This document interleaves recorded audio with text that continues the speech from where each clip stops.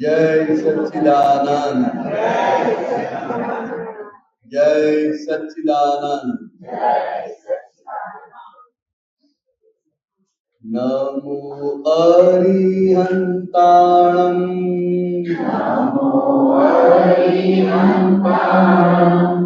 नमो सीताणं,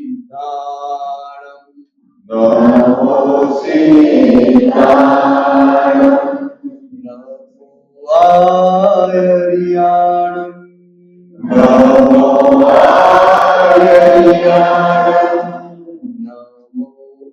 वज्रायाणं, नमो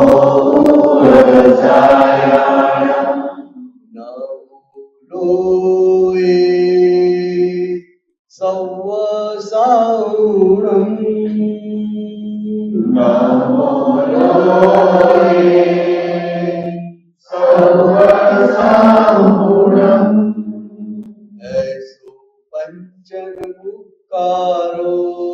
ऐसो पंचन मुक्कारो, सव्व पाप पणासनो,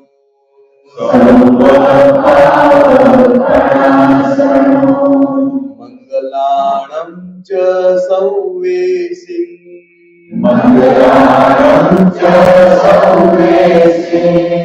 परमं हवै मंगलम्,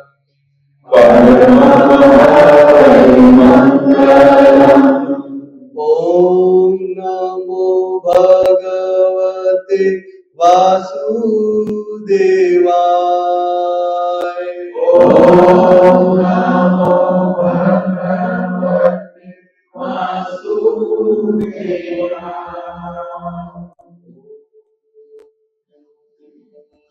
ॐ नमः शिवाय,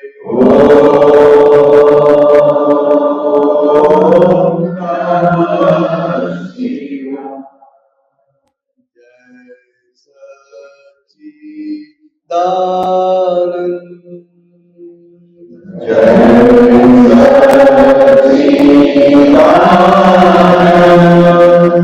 जय सच्चिदानंद।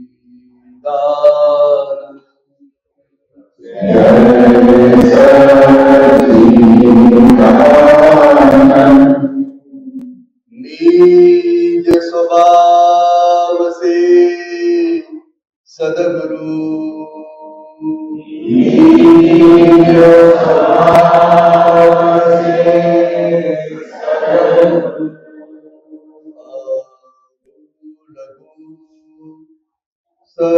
सर्वज्ञ है,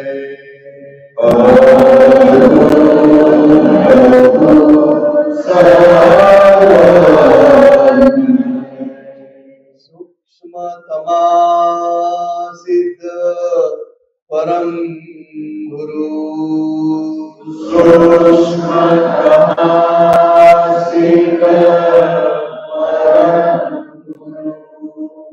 सत्यं निश्चय वंद्य है,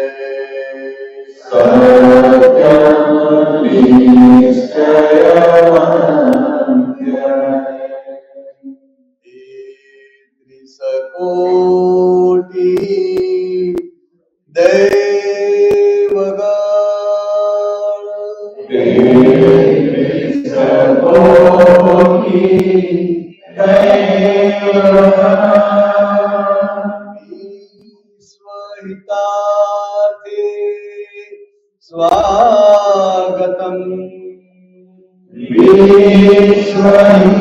विश्वहितार्थे स्वागतम्,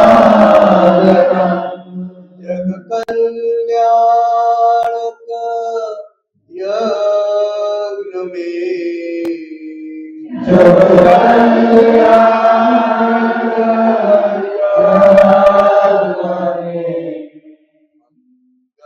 मंगलमय जो आशीषं,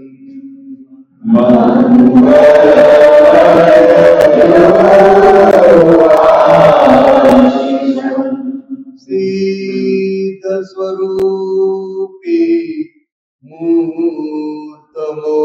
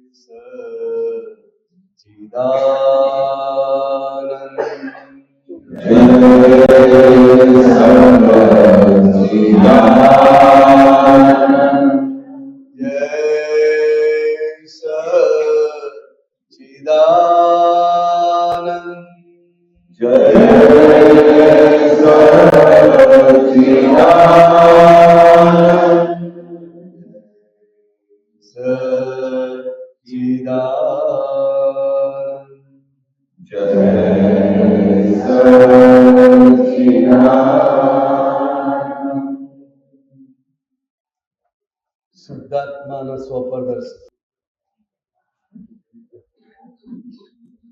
શુદ્ધાત્માના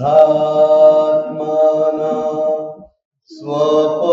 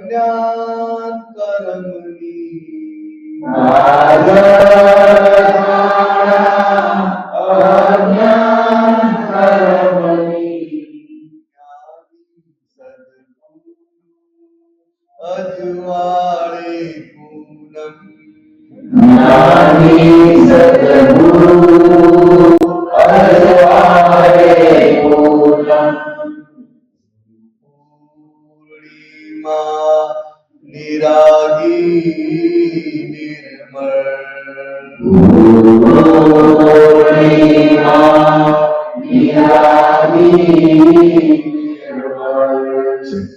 શુદ્ધાત્મા તેજામૃત તપકે જર્જર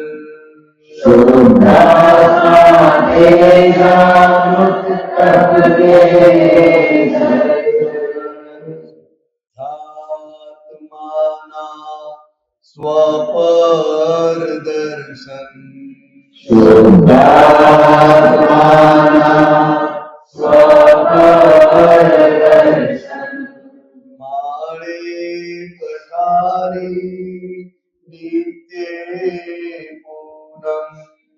માળે કઠારી નિત્ય પૂનમ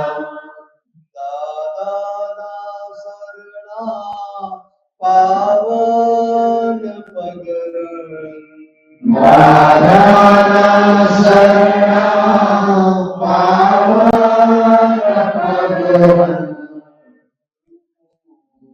પૂર્ણિમા ઉજવું હરદમ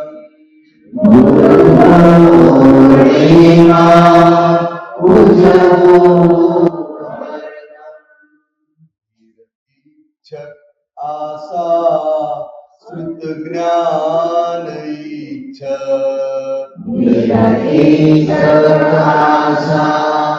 શ્રુત જ્ઞાન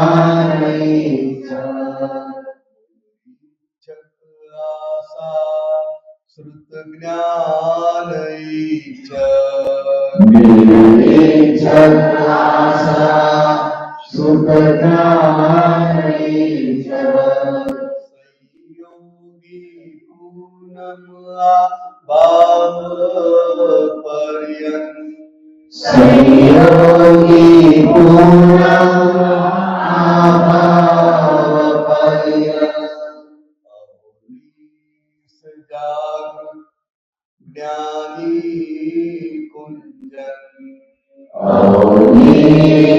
જાગૃત જ્ઞાની કુંજન માળે કઠારી સોહમ પૂનમ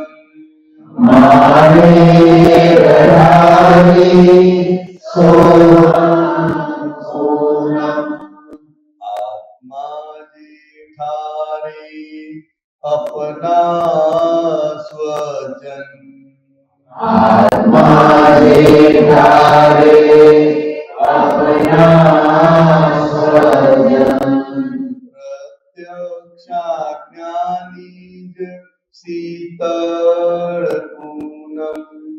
પ્રત્યક્ષા જ્ઞાની જ શીતળ પૂનમ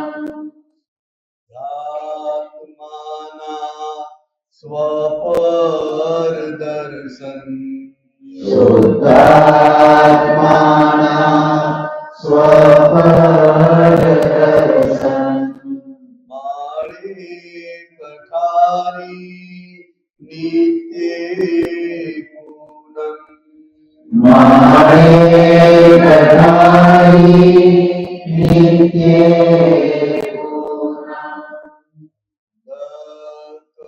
દત્તવાણી સૂરજ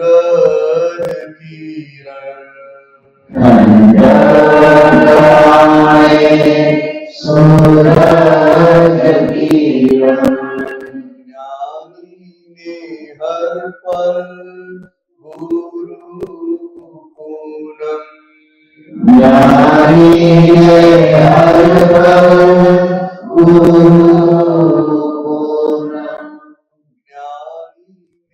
હર પર ગુરુ પૂનમ જ્ઞાનીને હર પર ગુરુ પૂનમ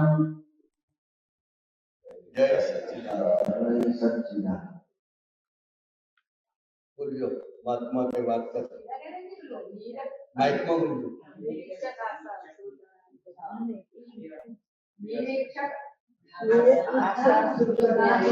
નિરીક્ષક, આશા, શ્રુત જ્ઞાન, ઈચ્છક, સંયોગી, પૂનમ, આ ભાવ પર્યંત. એટલે આ મહાત્માની દશાની વાત કરી છે. અને દરઅસલ દાદા ભગવાનની વાત છે. તો કે એમની દશા કેવી છે? તો કે નિરીક્ષક. એમને કોઈ પણ પ્રકારની ઈચ્છા નથી કે આને પમાડી દઉં કે આને જ્ઞાન આપી દઉં, એવી કોઈ પણ પ્રકારની ઈચ્છા નથી. પણ સાથે સાથે એવી આશા છે કે આ 14 લોકનો નાથ અંદર પ્રગટ થયો છે અને જ્ઞાન ખુલ્લું થયું છે, તો લોકો આ વાત પામે, લોકો આ વાત સમજે, એવી એમને રહ્યા કરે. સંયોગી પૂનમ, આ ભાવ પર્યંત. એટલે સંયોગી પૂનમ. હવે જ્ઞાની પુરુષને આમ 14 કહેવાય, પણ અત્યારે એમની જેવી દશાવાળા અહીંયા ના હોય એટલે પૂનમ કહી શકાય. દરઅસલ પૂનમ શ્રી સિમંદર સ્વામી ભગવાન. કવિરાજ છે એટલે છૂટ તો લે ને, કવિને બધી છૂટ. એટલે કે છે કે સંયોગી પૂનમ, આ ભાવ પર્યંત. એટલે કે આ જ્ઞાની પુરુષ જે છે, જેમની અંદર ભગવાન પ્રગટ થયા છે, તો કે એવા આ જ્ઞાની પુરુષ આ ભાવ પર્યંત મળ્યા કરે, મળ્યા રહે, એવી એમની ઈચ્છા છે. આ રીતે આખી આ વાત મૂકેલી છે. જ્ઞાની પુરુષ, એમાં આગળની જે લાઈન છે, કાજળ કાળા અજ્ઞાન કર્મની, જ્ઞાની સદગુરુ અજવાળે પૂનમ. તો કે જેણે જેણે સંસારમાં છે અને જ્યાં સુધી જ્ઞાન મળ્યું નથી ત્યાં સુધી એની દશા કેવી છે? તો કાજળ કેટલું કાળું હોય, એમાં સેજ પણ વ્હાઈટ ડોટ હોય, સેજ પણ ડોટ હોય વ્હાઈટ. તો કે એ કાળું કાજળ, ઘોર અંધકાર, અને એવા આ અજ્ઞાન કર્મ શું છે? તો કે આવા વ્યક્તિઓને કે જે અજ્ઞાની છે, ઘોર અજ્ઞાન છે, એવી વ્યક્તિઓને આ જ્ઞાની સદગુરુ અજવાળે પૂનમ. આમ જ્ઞાની કોઈના ગુરુ થાય નહીં, કારણ કે એ તમને એમના જેવા બનાવે છે. ગુરુ શિષ્યનો અહીંયા સંબંધ નથી, પણ વ્યવહારથી બોલવું હોય તો બોલાય. કેમ કે ભાઈ લૌકિક લોકોને સમજાવવું પડે કે અમારા ગુરુ આવ્યા છે, પણ એ કોઈના ગુરુ હોય નહીં. જ્ઞાની એટલે જેની અંદર ભગવાન પ્રગટ થયેલા છે, 14 લોકનો નાથ પ્રગટ થયો છે જ્ઞાન સ્વરૂપે. કે એવા જ્ઞાની પુરુષ એ સદગુરુ તરીકે જે કોઈ વ્યક્તિને એ જ્ઞાન લેવાનું હોય લે, તો કે એનું કાજળ કર્મ અજ્ઞાન બધું દૂર થાય છે. એવા સદગુરુ છે.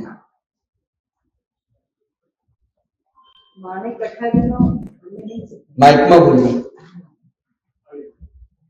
બીજું માઇક ભાઈઓમાં આપી રાખજો. ભાઈઓમાં છે માણેક કઠારીનું શું થાય? માણેક કઠારી, માણેક ઠારી. હવે આ સુરત ડિસ્ટ્રિક્ટમાં પૂનમને આપણે જે શરદ પૂર્ણિમા કહીએ ને, એને માણેક ઠારી પૂનમ કહે છે. સુરત ડિસ્ટ્રિક્ટમાં ખાસ એ જે સાઉથ વાળું છે ને, માણેક ઠારી પૂનમ. આપણે શરદ પૂર્ણિમા કહીએ માણેક ઠારી. હવે માણેક ઠારી પૂનમ, નિત્ય પૂનમ, માણેક ઠાર.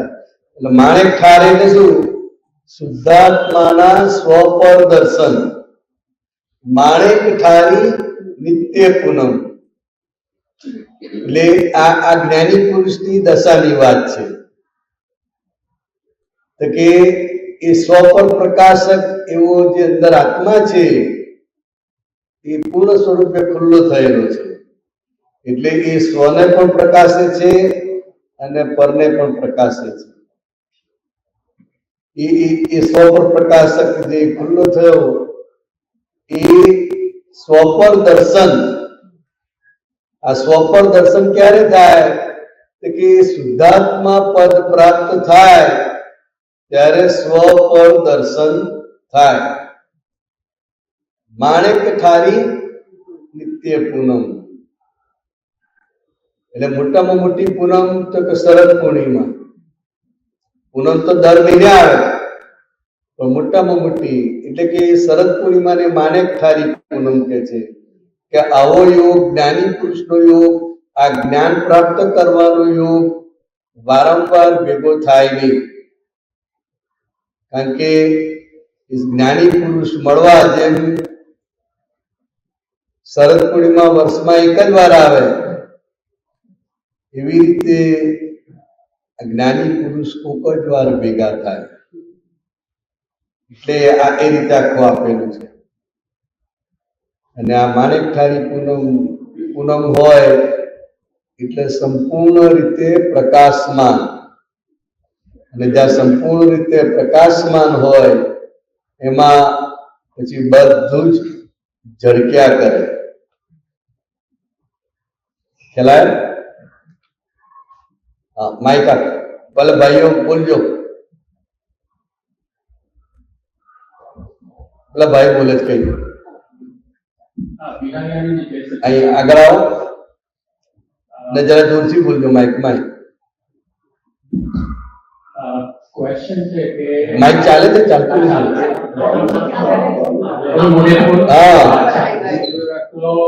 આમ રાખો માઇક. કે આપણે આનંદ જે અક્રમ જ્ઞાન જે મળ્યું છે એમાં કોઈ ક્રિયાનું મહત્વ નથી, ક્રિયા પર એમ્ફેસિસ નથી. બરાબર. તો આપણને મારું કન્ફ્યુઝન એ છે કે આ બધા આપણે જે ક્રિયા કરીએ, જે આપણે વિધિ કરીએ, પદ કરીએ, તો હાઉ ડઝ એ બધું કઈ રીતે ફિટ થાય છે એમના ઓવરઓલ? એટલે આ જ્ઞાન લીધા પછી આપણે કઈ કરવાનું રહેતું નથી. આપણે એટલે કોણે?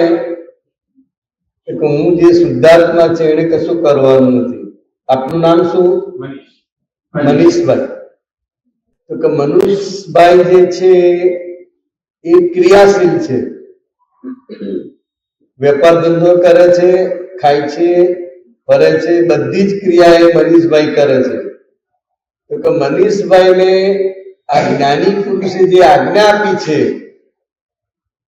જ્ઞાન તમને મળ્યું કલાકમાં, તો હવે એને વિગતે એનું આરાધના કરવી હોય તો વિગતે આરાધના કરવા માટે આ ચરણ વિધિ છે.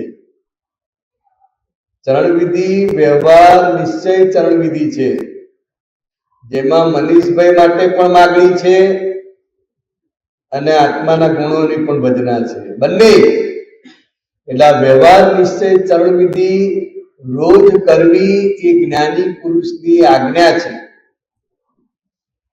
પછી આ નમસ્કાર વિધિ કરીએ, ત્રિમંત્ર બોલીએ, તો કે બ્રહ્માંડના જે શ્રેષ્ઠ પુરુષો છે, દેવી દેવતાઓ છે, કે જેમને આત્મજ્ઞાન પ્રાપ્ત થયેલું છે, તો કે એમને નમસ્કાર કરવાથી, કારણ કે મનીષભાઈનો સંસાર તો રહ્યો ને, બધા વ્યવહાર રહ્યા, એ બધી ગૂંચો દૂર થાય, મુશ્કેલીઓ દૂર થાય, કૃપા ઉતરે, માતાજીની કૃપા ઉતરે, દેવી દેવતાઓની કૃપા ઉતરે. એટલે એ મનીષભાઈને માટે છે, કારણ કે મનીષભાઈને બધું જોઈએ છે, મનીષભાઈને બધું ગમે છે, બરાબર. તો કે એ મનીષભાઈના અંતરાયો દૂર થાય અને આ ઉપયોગમાં રહેવાના સાધન છે. તમને શુદ્ધાત્મા પ્રાપ્ત થયો, શુદ્ધાત્મ દશા પ્રાપ્ત થઈ, તો હવે ઉપયોગમાં રહેવા માટે આ 5 સાધન છે રોજે, અને એ તમારું આરાધન છે. મેન જ્ઞાની પુરુષની આજ્ઞા છે, એ મેન છે.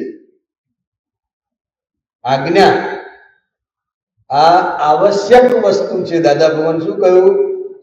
આ જ્ઞાન લીધા પછી આમ તો કે કેવળ જ્ઞાન ખુલ્લું થઈ જાય, પણ તમે બધા એવા બધા સંસ્કાર ને એવું બધું લઈને આવ્યા છો, એટલી બધી ફાયદો છે, તો કે એ બધાનો નિવેડો લાવવા માટે, એનો ઉકેલ લાવવા માટે આ 5 વસ્તુ છે એ તમને સહાયક થાય. શું થાય? સહાયક થાય, પણ સાથે સાથે તમારા ઉપયોગમાં રહેવા માટેનું સાધન છે.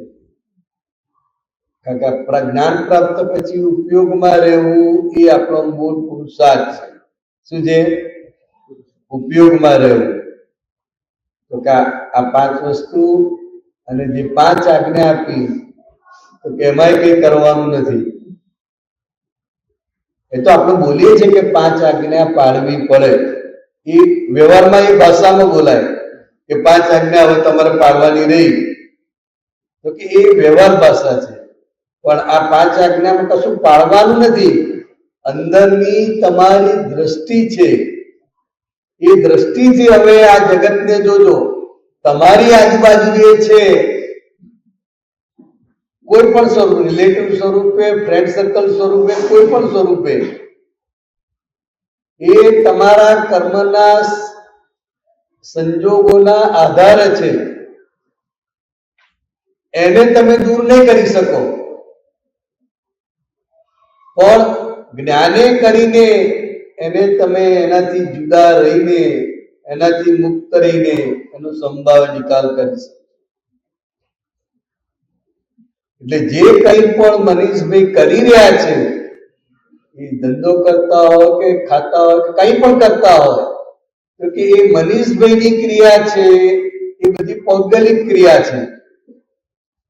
તો કે જ્ઞાન પછી આપણે શું કરવાનું? કે ફાઇલ નંબર 1, મનીષભાઈને બહારથી અને અંદરથી નિહાળવાના છે. મનીષભાઈની વૃત્તિઓને નિહાળવાની છે. બહારથી તો માણસ ડાયા લાગે, પણ એની વૃત્તિઓ જે જોઈએ, દરેક પોતપોતાનું ચક્કાશે, તો કે વૃત્તિઓ, એના વિચારો, એની દ્રષ્ટિ, તો કે એ જ્ઞેય તરીકે જોવાનું છે. ઓહો, આવો કચરો પડેલો છે, તો કે એ શુદ્ધાત્મા થયા એટલે હવે તમે જાગતા થયા. જાગતા થયા એટલે ફાઇલ નંબર 1 નું બધું દેખાશે અને બહારનું એ દેખાશે. હવે બહારનું જોઈને પઝલ ના થાય, એના માટે 5 આજ્ઞા છે.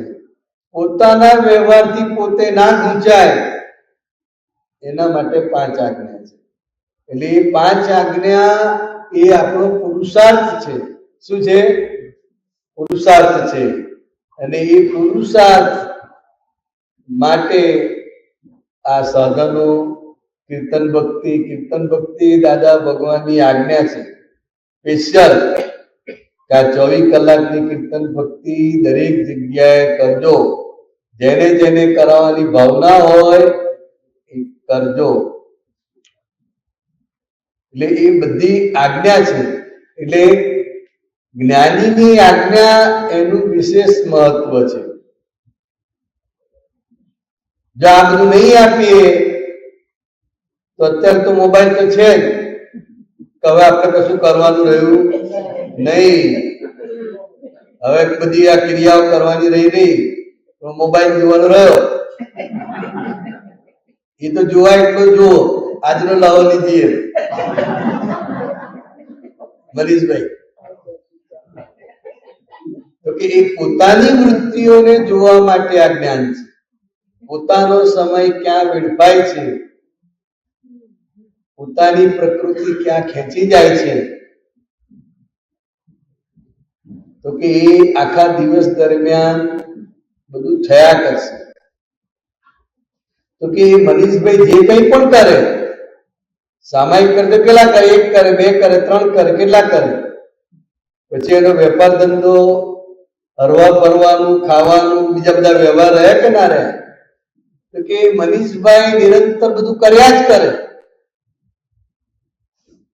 કારણ કે એ બધો સચર ભાગ છે. કેવો છે? સચર એટલે ક્રિયાશીલ. અને જે આત્મા છે એ અચર છે. અચર છે એટલે એમાં કોઈ પણ પ્રકારની ક્રિયા નથી. ક્રિયાશીલ ભાગને જોવું, જાણવું એ આત્માનો આપણો પુરુષાર્થ છે. જોવું જાણવું એ ક્રિયા નથી અને આપણે કરનાર નથી. જે વિધિ કરે છે એ આપણે કરનાર નથી. આપણે મનીષભાઈ પાસે કરાવવાની, મનીષભાઈ આ ટાઈમ બધો લોપડ ચોપડમાં જાય છે, વિધિ કરો કહીએ, અને મનીષભાઈ વિધિ કરશે એની ઉપર આપણે ઉપયોગ કે કેવી રીતે કરે છે, કેમનું કરે છે, સમજાય? એટલે આ બધું જરૂરી છે. એટલે દાદા ભગવાન શું કહેતા હતા કે આ બધા સાધનોનો ઉપયોગ કરજો. અને હું પોતે એવું માનું છું, અક્રમ વિજ્ઞાન તમને એક્ઝેક્ટ ક્યારે સમજાશે? અક્રમ વિજ્ઞાનનો આખો લાવો લેવો એટલે શું? તો કે જેટલા પણ સાધન છે એ સાધનનો ઉપયોગ કરો અને ઉપયોગ કરીને તમે શુદ્ધાત્મા પદમાં રહો. આ વિધિ છે, કવિરાજના પદો છે, સામાયિક છે, દાદા ભગવાનના અસીમ જયકાર છે, દાદાઈ 11 છે, આ બધા સાધન છે. અને દરેક સાધન થકી તમને અક્રમ વિજ્ઞાન શું છે એ સમજાશે. ખ્યાલ આવ્યો? જય સચ્ચિદાનંદ.